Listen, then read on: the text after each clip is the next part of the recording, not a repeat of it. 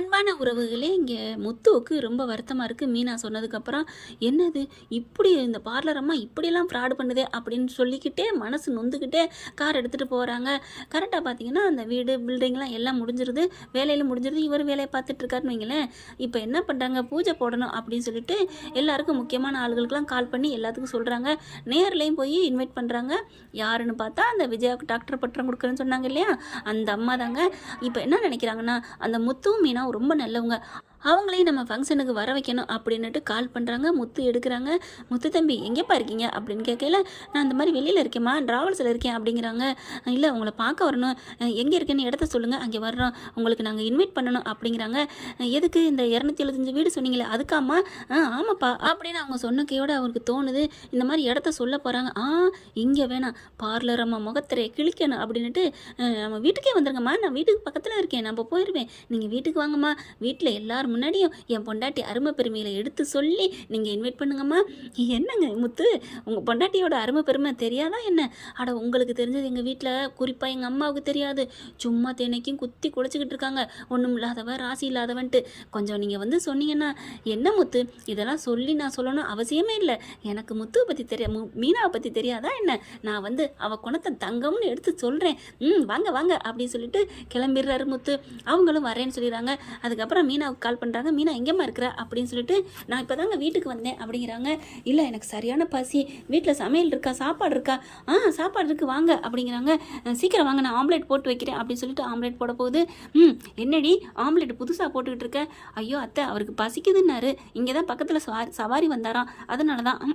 புருஷனுக்கு ஆம்லேட்லேருந்து எல்லாம் பண்ணுவா, ஏன் உனக்கு என்ன எதுவும் பண்ண மாட்டேன்னு சொல்கிறா அப்படின்னு அண்ணாமலை கேட்குறாங்க. ஏம்மா அவளுக்கு வேணா கொஞ்சம் போட்டு கூட. சரிங்க மாமா, எனக்கு ஒன்றும் இப்போ தேவையில்லை அப்படின்னு சொல்லிட்டு இருக்கல. டிங் டிங் அப்படின்னு கால் பெல் அடிக்கிறாங்க. பார்த்தா அந்த அம்மாவை அவங்களும் வராங்க. கதவை திறந்துட்டு இப்படி பார்க்கல, அப்படி விஜயா பார்க்குறாங்க. ஏன்னா அன்னைக்கு டாக்டர் பட்டம் கொடுக்குறோன்னு சொல்லிட்டு கொடுக்காம போனாங்க இல்லையா, அதனால் விஜயா அப்படி முறைச்சிக்கிட்டு இருக்க. அண்ணாமலை மீனாவும் போயிட்டு வாங்கம்மா வாங்க வாங்க அப்படின்னு கூப்பிட்றாங்க. கரெக்டாக முத்து வந்துடுறாங்க. முத்து அவங்கள பார்த்துட்டு, அம்மா வாங்க வாங்க, நல்லா இருக்கீங்களா அப்படின்னு கூப்பிட, நல்லா இருக்க முத்து அப்படிங்கிறாங்க. ஸ்ருதி ரவி எல்லாரும் வந்துடுறாங்க. மீனா, ரோஹிணி, மனோஜ் எல்லாம் இங்கே ஹாலில் அசம்பிள் ஆயிடுறாங்க. அடுத்து பார்த்தா எல்லாரும் என்னம்மா திடீர்னு வந்திருக்கீங்க? சொல்கிறேன் அப்படின்னு சொல்லிட்டு, இந்தாம்மா உனக்காண்டி எல்லாம் வாங்கிட்டு வந்திருக்கேன்ட்டு நிறையா கொடுக்குறாங்க. அப்புறமா தட்டை எடுத்துகிட்டு வந்து அதில் விரித்து பூ பழம் தட்டு அப்புறமா புடவை எல்லாம் எடுத்து வைக்கிறாங்க. எடுத்து வச்சு பார்த்தா அவங்க 2-3 பேரோட வந்திருக்காங்க. அந்த பில்டர்ஸும் வந்திருக்காங்க, இவங்களும் வந்திருக்கிறாங்க. வந்து பார்த்தா என்ன அப்படிங்கல, நாங்கள் பூஜை பண்ணுறோமா, அதுக்கு நீ வரணும் கண்டிப்பாக, உன் நல்ல மனசோட உள்ள கால் அந்த இடத்துல பதிக்கணும், அதுதான் எங்களுக்கு வேணும் அப்படிங்கிறாங்க. அப்படி இவளுக்கு என்ன நல்ல மனசு அப்படின்னு விஜய மீனாவை இறங்க பார்க்குது. முத்து சொல்கிறாங்க, நீங்கள் தான்மா என் பொண்டாட்டியை நல்ல மனுஷன்னு சொல்கிறீங்க, மற்றவங்களாம் பணம் இருக்கிறவங்கள மட்டும்தான் அப்படியே பகட்டாக தூக்கி வைக்கிறாங்க, பசை இல்லைன்னா ஒன்றும் இல்லை ஒட்டாதுன்னு சொல்லுவாங்க இல்லையா, அந்த மாதிரி தான். யாருப்பா உன் பொண்டாட்டி யார் நல்லவங்க இல்லைன்னு சொன்னது? அந்த மாதிரி குணம் உள்ளவ வீட்டில் இருந்தால் அவ்வளோ நல்லா இருக்கும் தெரியுமா, நீ நல்ல மனசு உள்ளவம்மா அப்படின்னு சொல்கிறாங்க. அதுக்கப்புறம் என்னம்மா ரோஹிணி, நீங்களும் வந்துடுறீங்களா அப்படிங்கிறாங்க. வந்துடுறோம். ஐயோ இவங்க ஏதாவது எடுத்து சொல்லிடுவாளோன்னு ரோஹிணிக்கு வைத்தால போகுது, அப்படின்னு நடுநடுங்கி போய் நிற்கிது. ஐயோ என்னது சொல்லிடக்கூடாது. சரிங்கம்மா நாங்கள் வந்துடுறோம் அப்படிங்கிறாங்க. அப்படி கிளப்பி விடுறதுலே ரெடியாக பக்கத்தில் வந்து ரோஹிணி நிற்கிது. என்னம்மா மீனா, உங்கள் வீட்டுக்கு வந்திருக்கேன், எதுவும் குடிக்க? ஐயோ இந்தா குடிக்க தர்றேன் அப்படிங்கிற ரோஹிணி என்ன பண்ணுது, வாங்க நான் வெளியில் கூட்டி கொண்டே வாங்கி தரேன், நல்ல 5 ஸ்டாரில் வாங்கி தரேன் அப்படி இப்படிங்குது. வேணாம் மீனா, கையால் பச்சை தண்ணி குடித்தா கூட எங்களுக்கு சந்தோஷம் அப்படிங்கிறாங்க. ஐயோ இங்கேயே நிற்கிதுங்களே, ஏதாவது சொல்ல போகுதுங்களே அப்படின்னு பயப்படுறாங்க. அதுக்கப்புறம் அண்ணாமலை வந்துட்டு, ரொம்ப நன்றிம்மா, என் மருமகளுக்கு 2 பேருக்குமே நீங்கள் வந்து தொழில் ஏற்படுத்தி கொடுத்துருக்கீங்க அப்படிங்கிறாங்க. பின்ன மீனாவோட மனசு, அவங்களோட கைராசி எங்களுக்கு ரொம்ப பிடிச்சிருந்துச்சு, அதனால தான் பூ ஆர்டரும் கொடுத்தோம். அதே மாதிரி இந்த மாதிரி யாராவது தெரிஞ்சவங்க இருந்தால் சொல்லுங்கன்னு அங்கே நாங்களாம் எதார்த்தமாக பேசிக்கிட்டு இருந்தோம், ஃபர்னிச்சரு இதெல்லாம் கொடுக்கணுன்ட்டு. ஆண்டி வாங்க நம்ம வெளில போவோம் அப்படின்னு அவங்கள சொல்ல விடாமல் குறுக்கால பூந்து ரோஹிணி பேசுது. இருங்க ரோஹிணி பேசிக்கிறேன் அப்படிங்கிறாங்களா. உடனே விஜயாவும், ஆமாங்க என் மயனுக்கும் மருமகளுக்கும் என் மருமகனால நீங்கள் அதை கொடுத்துருக்கீங்க ஆர்டரை, அதனால ரொம்ப சந்தோஷம் அப்படிங்கிறாங்க. ஆமாம் உங்கள் மருமகனால தான் கொடுத்தேன் அப்படிங்கிறாங்க. அப்புறம் மீனா, உங்களோட ராசி காத்தா, ஆனால் உங்கள் மருமக இருக்கே அவ்வளோ நல்ல மருமக அப்படிங்கிறாங்க.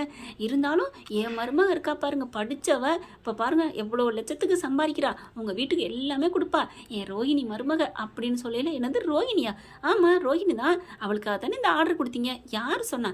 மீனாவுக்காக தான் இந்த ஆர்டர் கொடுத்தோம். அப்படின்னு சொன்னோன்னே என்னது மீனா அக்கா கொடுத்தீங்களா அப்படின்னு எல்லாரும் எந்திரிக்கிறாங்க. மனோஜ் தூக்கி வாரி போடுது.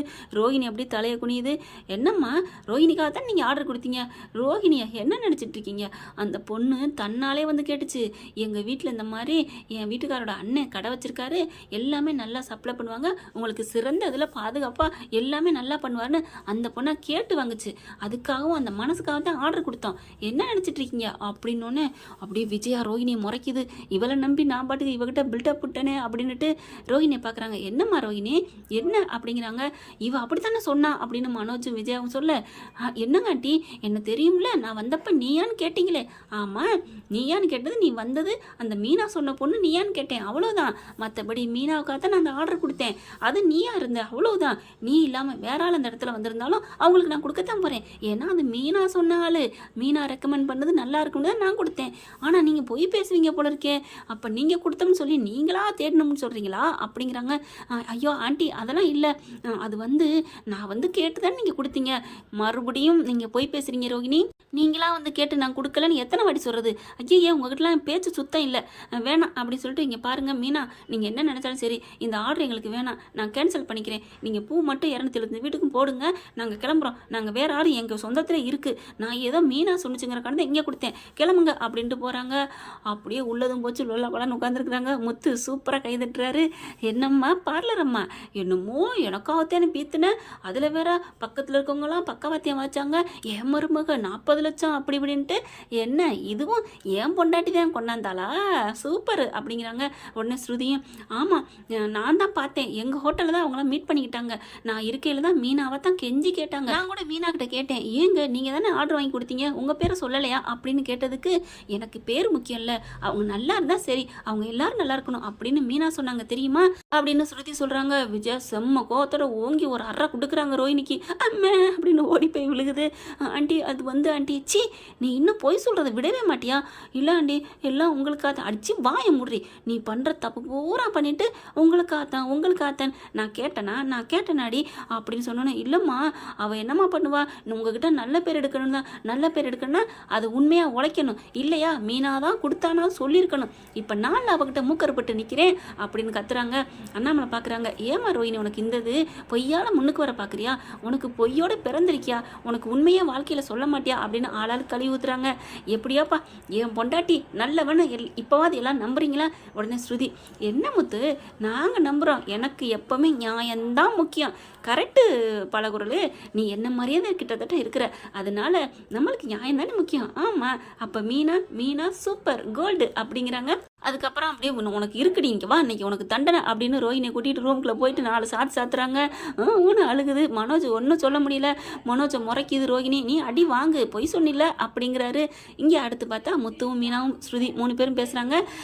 எப்படிங்க கரெக்டாக இங்கே வந்தாங்க அப்படிங்கல, அப்படி காலரை தூக்கி விடுறாரு முத்து.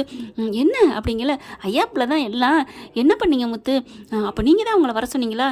வர சொன்னதுனுமா நான் தான், ஆனால் நானாக போய் அவங்கள வர சொல்லலாமா, அவங்களா கேட்டாங்க எங்கே இருக்கீங்க இந்த மாதிரி இன்வைட் பண்ணணுன்ட்டு, நானாக தான் சொன்னேன் நம்ம வீட்டுக்கே வாங்கன்ட்டு, ஏன்னா வந்தாங்கன்னா அவங்களே சொல்லிடுவாங்கல்ல, அதனால சொல்லிட்டு போனாங்க, அவ்வளோதாம்மா, நான் சின்னதாக புள்ளி வச்சேன், அவங்க கோலம் போட்டு போயிட்டாங்க.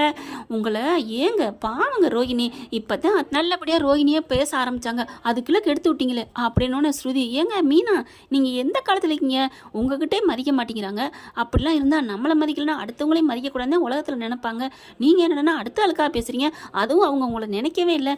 என்னம்மா ஸ்ருதி இப்படி பேசுகிற, அவங்க நினைக்கிறான்னு அதே மாதிரி நான் நினச்சா அப்போ அவங்களுக்கு எனக்கு என்ன வித்தியாசம் அப்படின்னு சொன்னோன்னே அப்படியே முத்து மீனாவை கட்டிக்கிறாரு. இதுதான் என் பொண்டாட்டிங்கிறது அப்படிங்கல, ஐயோ முத்து நான் நிற்கிறேன் நான் போகிறேன் அப்படின்னு ஸ்ருதி போகிறாங்க. ஓகே ஃப்ரெண்ட்ஸ், பார்க்கலாம். இப்படி போனால் நல்லா தான் இருக்கும். இந்த பதிவு உங்களுக்கு பிடிச்சிருந்துச்சுன்னா உங்கள் பொண்ணு கையில் ஒரு லைக்கை போட்டு சப்ஸ்கிரைப் பண்ணிடுங்க. Thank you friends.